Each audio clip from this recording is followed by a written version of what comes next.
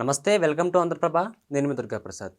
హైదరాబాద్ మణికొండకు చెందిన ప్రభుత్వ పాఠశాల 10వ తరగతి విద్యార్థులు సీతక్క సీతక్క అని కేరింతలు చేయడంతో ఆ నినాదాలు విన్న మంత్రి సీతక్క బస్సులో వెళ్తున్న విద్యార్థిని ఆప్యాయంగా పలకరించారు. ఈ సందర్భంగా సీతక్క మాట్లాడుతూ, నేను పేదంటి బిడ్డనే, పేద కుటుంబంలో పుట్టిన నేను ప్రభుత్వ పాఠశాలను చదువుకున్నాను. పేదరికం చదువుకు అడ్డు కాదు.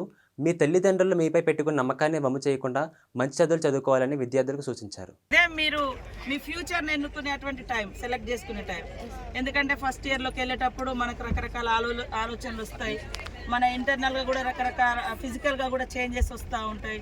ఈ టైంలో కరెక్ట్గా సబ్జెక్ట్ విషయంలో కానీ లైఫ్ని ఎట్లా డైవర్ట్ అంటే ఏ రూపంలో డ్రైవ్ చేసుకోవాలి, ఏ రూపంలో మనం ఎట్లా వెళ్ళాలనేది కూడా సెలెక్ట్ చేసుకునేటువంటి ఒక మంచి టైం.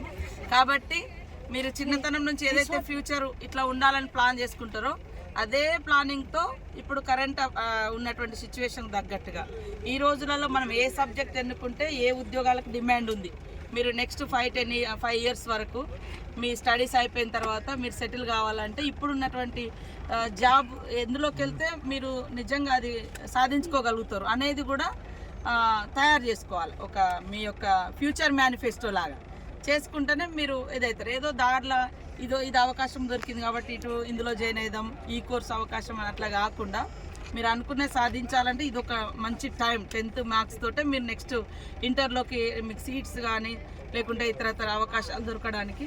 సో మీరు అందరూ కూడా మంచిగా సెలెక్షన్ చేసుకోండి. మూస పద్ధతిలోకి వెళ్ళకండి. తను బీఈడీకి వెళ్ళింది కాబట్టి నేను బీఈడీకి వెళ్ళాలి, తను సైన్స్ సబ్జెక్ట్ తీసుకుంది కాబట్టి నేను కూడా మెడికల్ సైడ్ ఎంబీబీఎస్ సైడ్ పోవాలని అట్లా కాకుండా ఆఫ్టర్ 5 ఇయర్స్ తర్వాత మీరు చదువుకునేటువంటి ఏ సబ్జెక్ట్లో అయితే మీకు అప్పుడు డిమాండ్ ఉంటుందో ఇప్పుడు మీరు మీ టీచర్స్తో కానీ లేదా ఇతర ఎక్స్పర్ట్స్ స్టడీస్లలో జాబ్కి సంబంధించినటువంటి ప్లేస్మెంట్ ఇచ్చేటువంటి వాళ్ళ కోర్సెస్ కూడా మీరు తీసుకొని అడ్వైస్ తీసుకొని మీరు ఎంచుకునేటువంటి సబ్జెక్ట్ కూడా ఎంచుకోండి.